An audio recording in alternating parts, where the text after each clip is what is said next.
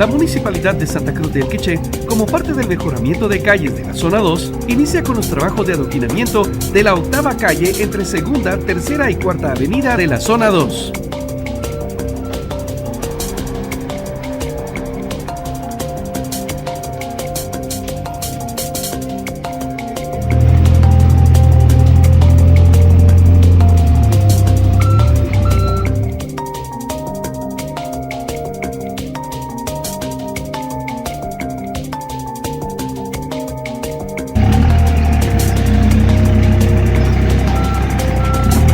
Muy alegre porque esta calle siempre nos ha perjudicado todos los años.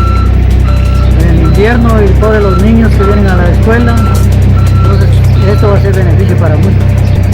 Hemos estado, antes se estuvo solicitando pero no se pudo. Gracias, necesito el favor con este beneficio, pues va a ser para muchos. ¿Alrededor de cuántas familias viven en esta calle? Aquí hay como 15 familias en esta cuadra. Municipalidad de Santa Cruz del Quiché, www.muniquiche.gov.gt.